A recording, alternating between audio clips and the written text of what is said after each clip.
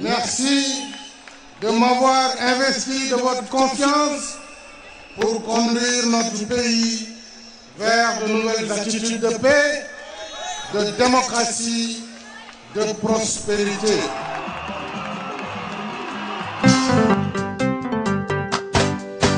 alpulaar yi ak séeréer yi déglu leen ma tey laa leen di woyal président Macky Sall. Sénégal jóg leen yëngu. Macky am na ndam. Sénégal jóg leen taxaw. Macky am na ndam. Macky Sall mu ajaat ma ci mbokk bu ko neexee lëf leen. bilaay Macky am na ndam. Macky Sall mi moom mi muy lofee alpulaar yee jóg leen taxaw. Macky am na ndam. séeréer jóg leen yëngu. Macky am na ndam. Macky Sall mu ajaat ma ci mbokk bu ko neexee lëf leen. bilaay Macky am na ndam. Macky Sall mi moom mi muy lofee bilaay olof yee jóg leen taxaw. Macky am na ndam. njaago yee joolaa yi jóg leen yëngu. Macky am na ndam. Macky Sall mu ajaat ma ci mbokk bu ko neexee lëf leen. góoru Marème Faye moom sabet. Macky Sall mi moom mi muy lofee Sénégal déglu leen man.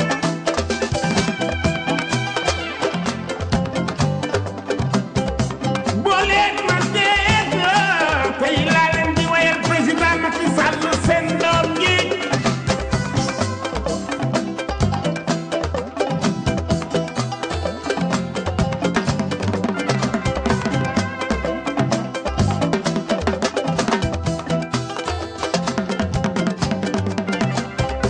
président Macky Sall ajaa kumba ci mbool mi woowe yaay jëg.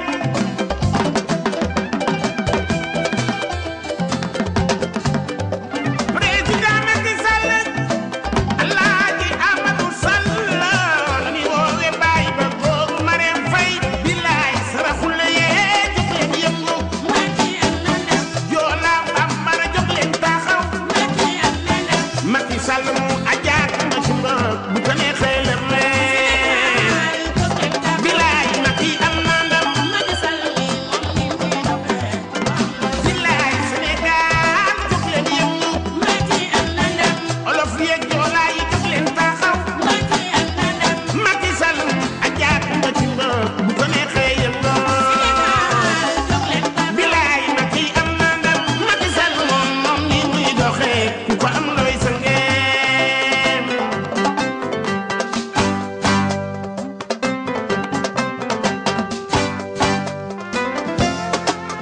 loxo yi kon wuy la deeg wuy la deeg wuy la deeg min mi yee woot maa.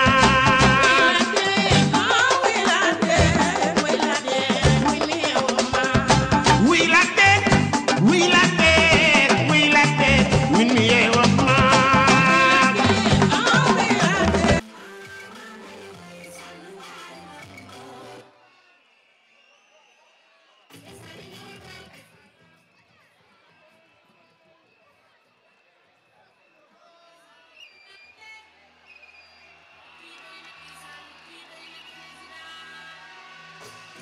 République excellent. Son Excellence, Monsieur Macky Sall. Excellence, Président de la République excellent Thiès. Excellence, Président de la République excellent Thiès. jàmbaar liggéeykat bi excellent Thiès. ki ñu doon xaar yegsi na. Président yegsi na. Président Macky Sall yegsi na. Président Macky Sall yegsi na mbokki Thiès.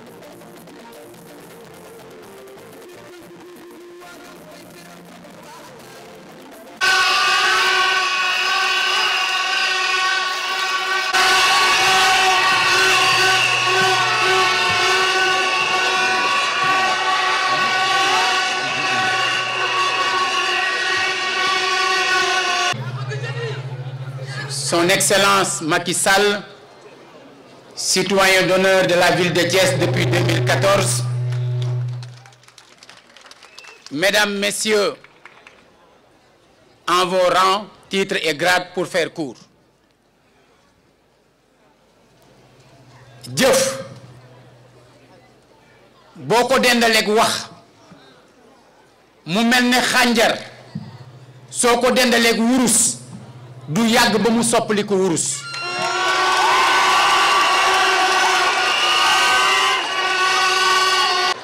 kii yore goppam di joob day joob la coob kee yore goppam di coob day coob la joob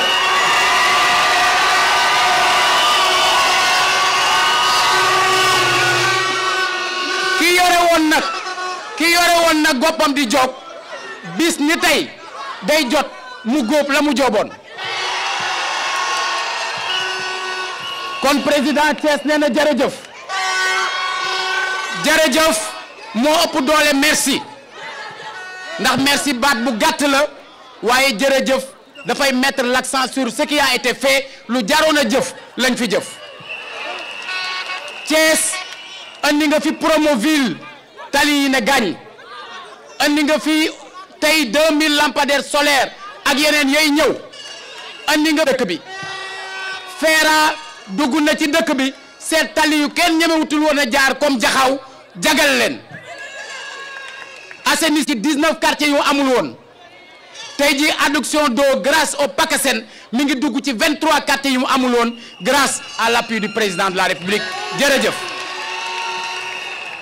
Carrefour, ville confluent, où viennent se jeter comme des affluents chemins de terre, d'air et chemins de fer qui mènent de partout à la capitale du Sénégal. Thiès, cité historique, creuset culturel, religieux, politique, fécond et aux influences cosmopolites. Thiès, ville moderne, éclairée, connectée, résolument engagée dans la protection de l'environnement, pôle universitaire, manufacturière de l'artisanat sénégalais. Thiès la belle, Thiès la fière, par ma voix souhaite la bienvenue au président de la République du Sénégal, son Excellence Monsieur Macky Sall. La cité du Rail est honorée de vous recevoir, Monsieur le Président, ainsi que votre délégation. Surtout, elle se réjouit de votre présence en cette occasion que nous pouvons qualifier d'historique, tant elle marque une étape décisive et capitale de notre système de formation supérieure. Déjà, permettez-moi de dire mon bonheur que vous avez rendu possible d'avoir assisté dans une même vie à la pose d'une première pierre, puis à l'inauguration d'un projet porteur. Car il faut le dire, Monsieur le Président de la République, ceux qui vous voient truelle à la main, vous revoient ciseaux à la main. Rien n'est trop beau pour Thiès, Monsieur le Président de la République, surtout lorsque c'est utile pour l'ensemble du Sénégal. Pour notre part, nous nous étions engagés pour soutenir vos efforts à faire de l'ISEP Thiès un centre d'excellence. Nous avons suivi la difficile et très belle aventure de l'ISEP depuis le quartier 10e jusqu'à ce nouveau site qui abrite le joyau architectural que nous étrenons. Un joyau et un étrin. De soutenir et de pérenniser cette initiative salutaire et l'Institut supérieur d'enseignement professionnel ont scellé une convention de partenariat. Dans le même élan, une convention lie la ville de Thiès, l'ISEP, l'Université Iba Der Thiam et l'Agence universitaire de la francophonie pour la création à Thiès du centre d'employabilité francophone sur le site du centre culturel Léopold Sédar Senghor, le bien nommé cofondateur de la francophonie et premier maire de la ville de Thiès.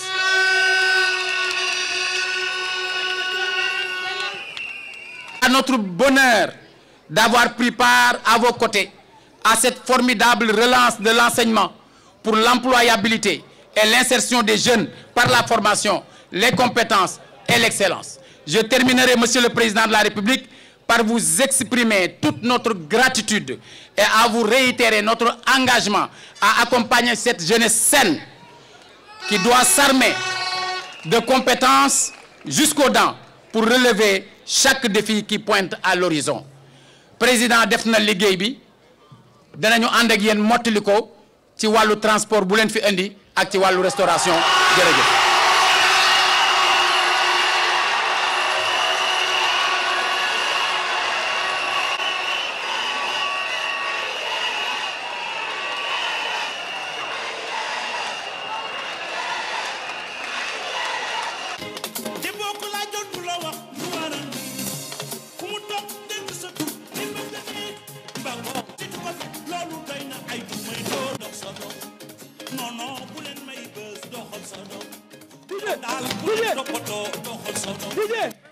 ma ñëw xam nga lu ma bëgg damaa gis tey président dafa am ganu chinois kon tey war a ñoo dem Chine su ma waxee yéen a tontu xam ngeen lan laa war a wax xam ngeen lan nga war a tontu Hiroshima dégguma Hiroshima ngani ma Wang Song ngani Wang Song ngani Wang Song yow loolu baax na tey waa Chine kontaan nañu xam nga yëf yi mat na président yëpp jàpp leen cakin rek mag dégg na ca rawraas tas toogu na yëgul mag dégg na teppes ñeppes toogu na yëgul mag dégg na yet ni gullu karo waas tip xale ni wooy mag ni pat li mag xam xale xamu ko nañ tey kon nag monsieur le président doxal sa dox bul gis merci jërëjëf léegi nag jërëjëf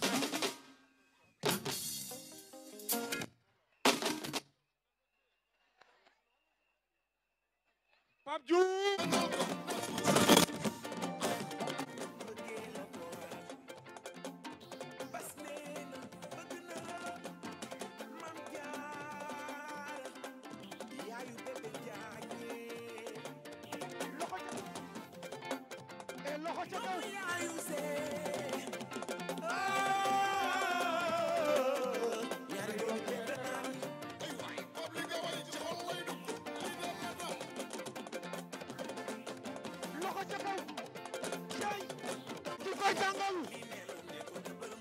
président yaa koy tàngal de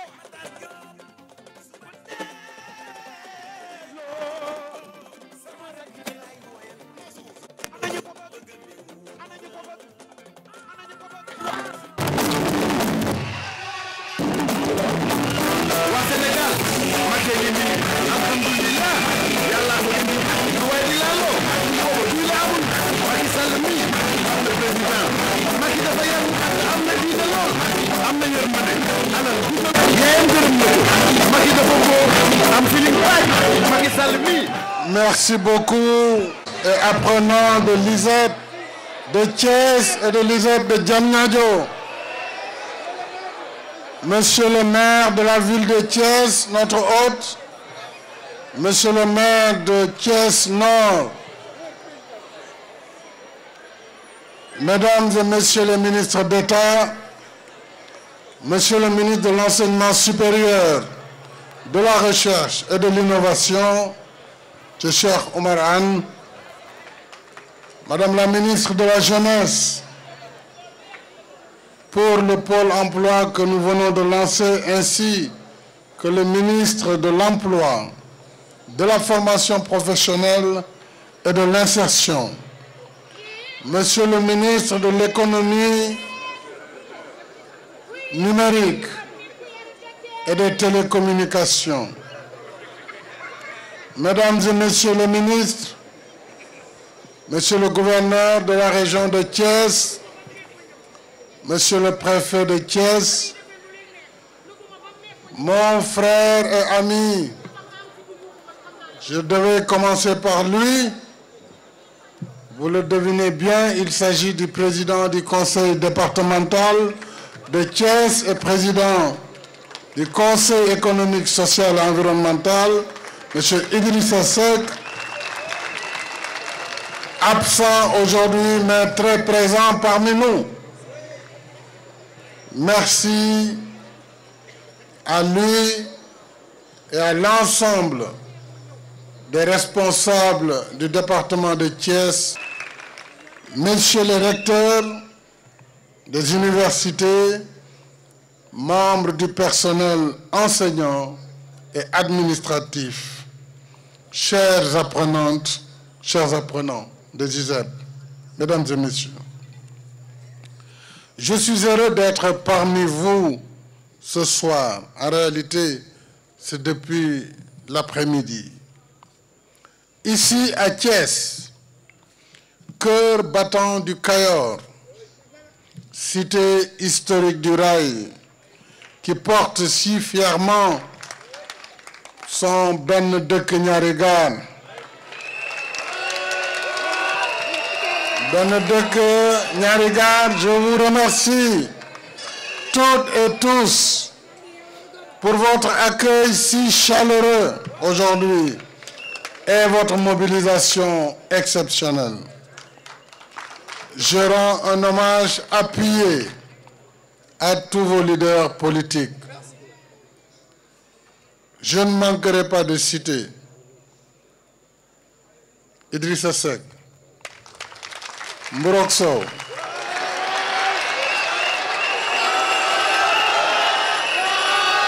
je voudrais lui dire que poñse bi neex na lool.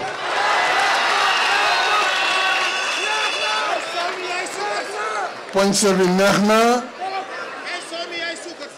surtout que am na kenn ku ñu nekk Gloria yokk ko si.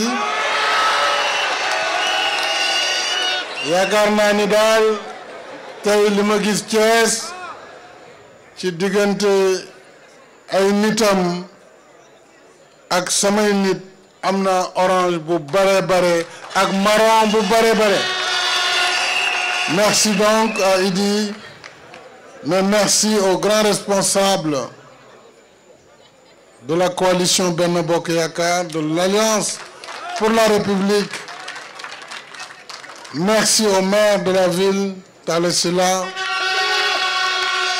Merci au ministre d'État Augustin Tine, maire de Fandène, au premier vice-président de l'Assemblée nationale Abdou Mbow, au président Siré Dia, à Mamadou Thiaw, maire de Tasset, mais également à l'ensemble des responsables de la commune, de la ville de Thiès. Maodo Malick Mbaye, parmi ces responsables, citer vraiment les dames, les grandes dames, notamment l'honorable député Maïmouna Sène et toutes les dames députées du département de Thiès, l'ensemble des maires, des responsables. Vraiment, je suis très fier et je sais que j'aurais pu passer la nuit entière à moi de saluer l'évêque de Thiès, mon frère, Monseigneur André Gueye. Il est présent pour bénir également votre institut supérieur d'enseignement professionnel. Merci, Monseigneur, pour votre accompagnement et vos prières. Bien sûr, le docteur Ndiaye, ministre de l'Artisanat, responsable également dans la ville de Thiès. J'ai cité Amadou, docteur Papa Amadou Ndiaye, ainsi que le ministre Yankoba Diatara.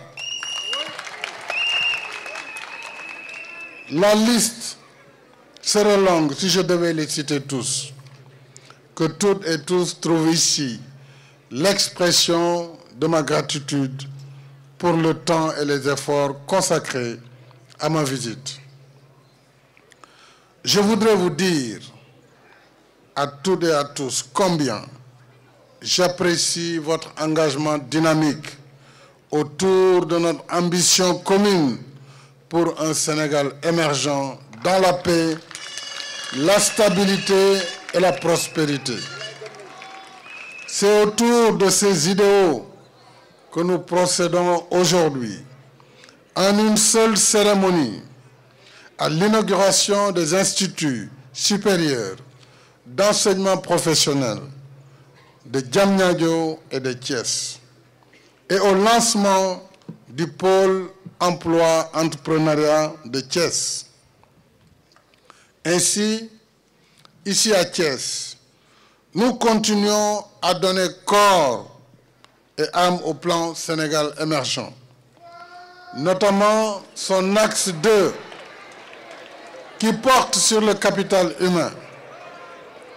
Le capital humain est fondamental sur la voie du progrès. Sans ressources humaines qualifiées à tous les niveaux et dans tous les secteurs qui soutiennent l'activité productive, il ne peut y avoir ni émergence ni développement. De l'ingénieur à l'ouvrier qualifié, soudeur, mécanicien, électricien, tous les corps de métier sont indispensables et complémentaires.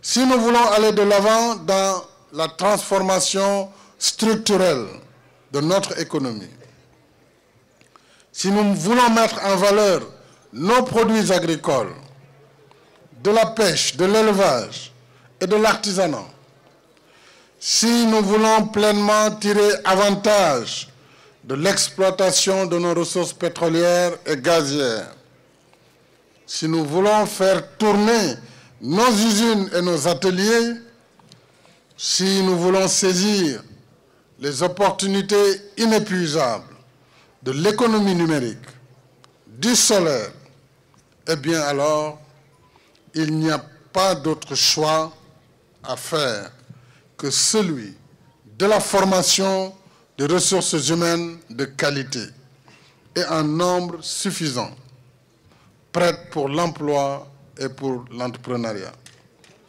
Voilà tout le sens des instituts supérieurs d'enseignement professionnel et des pôles emploi-entrepreneuriat, dont la finalité ultime est de former, valoriser et mobiliser les talents de nos jeunes par un enseignement professionnel et pratique qui favorise leur employabilité et les prépare à l'auto-emploi, voire à l'entrepreneuriat.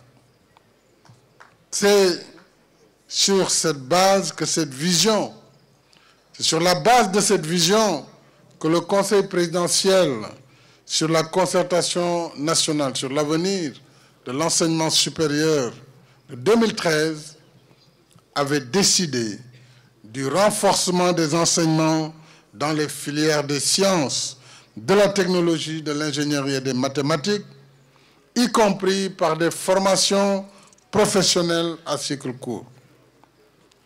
C'est un modèle qui me séduit. Et croyez-moi, nous allons augmenter les moyens pour décupler les ISEP sur l'ensemble du territoire national. J'ai échangé tout à l'heure avec le représentant de la Banque mondiale. J'ai également parlé à nos partenaires coréens, à nos partenaires allemands qui financent déjà l'ISEP de Mbacké, à nos partenaires français qui financent l'ISEP de Richard Toll et de Bignona, l'État du Sénégal qui a déjà financé l'ISEP de Matam. Eh bien, j'ai invité le directeur des opérations, la Banque mondiale, pour que nous définissions ensemble un projet d'urgence pour couvrir les 8 ISEP qui restent, 8 ou 7, si l'on considère Mbacké, et qu'on puisse les engager à partir de 2022, les 8, et couvrir ainsi une région, un ISEP, de façon à ce que les apprenantes et les apprenants ne soient pas éloignés de leur domicile. Je voudrais également, considérant la pertinence de cette formation à cycle court mais professionnel, vous dire que, après échange avec le ministre de l'Enseignement supérieur, je décide que nous octroyerons une bourse à chaque étudiant, chaque apprenant ou chaque apprenante de l'ISEP. Et nous allons, par ce biais, faciliter le transport et la restauration dans ces immeubles.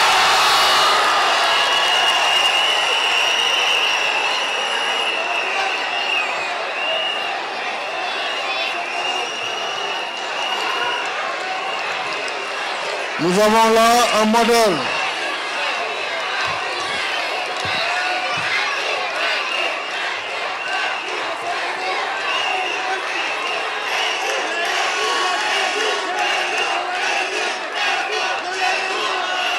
Alors, dans un monde de plus en plus dominé par la science, la technologie et l'intelligence artificielle, il nous faut en effet promouvoir davantage des enseignements axés sur le savoir, le savoir-faire et le savoir-être. Ce faisant, en valorisant les compétences, les apprenants ne devraient pas également oublier que le diplôme n'est pas une fin en soi, mais une présomption de compétences qui ouvre la voie à la vie professionnelle. Avec ces réalités, ces contraintes et ces exigences que ni les cours ni les recherches, même les plus approfondies, ne peuvent enseigner.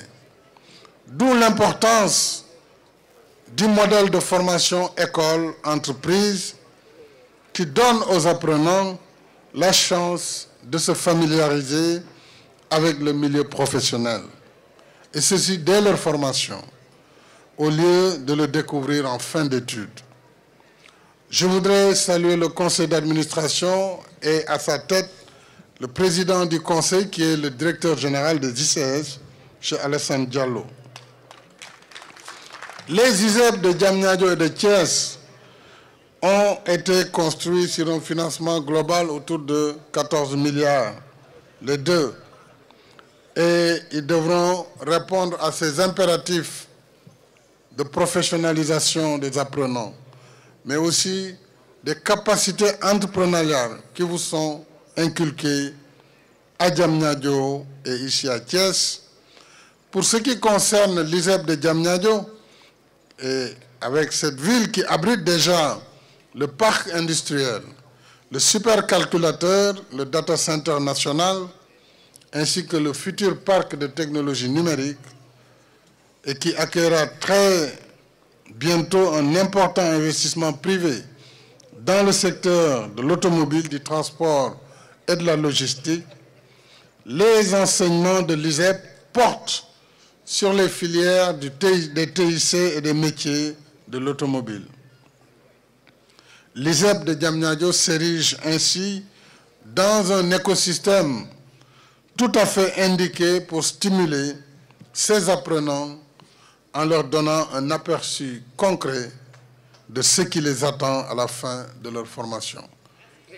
Quant à l'ISEP de Thiès, il couvre déjà 8 domaines de formation donnant accès à 28 corps de métiers, dont ceux de l'agrobusiness, des arts, du tourisme, des transports et de la logistique. Là également, les enseignements prévus sont calqués sur le potentiel, l'histoire et le vécu du terroir, dont l'activité ferroviaire, vous le savez, est une composante essentielle. À ce propos, je suis heureux d'annoncer que le projet de chemin de fer Dakar-Tambacounda avance à grands pas.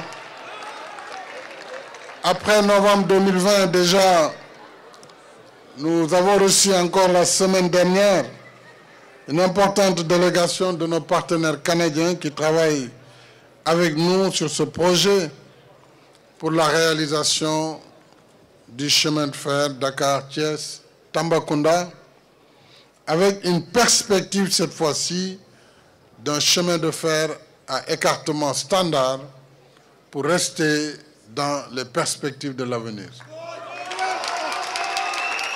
C'est donc près de 656 km entre Dakar et Tamba et 194 km de bretelles pour relier la voie principale aux différents ports du Sénégal, dont le port de Dakar, vous le savez, mais également le port de Bargny, Sendou et le port de Ndayan, mais également les zones minières comme les ICS et GCO.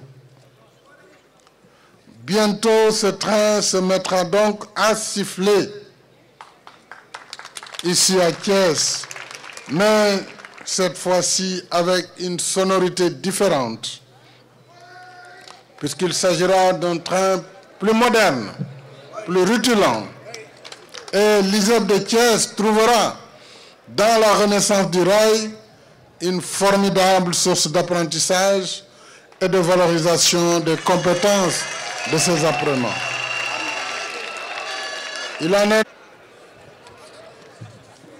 Je voudrais pour terminer redire ici aux ministres et aux responsables concernés toute l'attention que j'accorde, ça c'est pour ceux qui coordonnent le pôle emploi et entrepreneuriat, toute l'attention dure, ainsi qu'à la mutualisation des moyens d'intervention.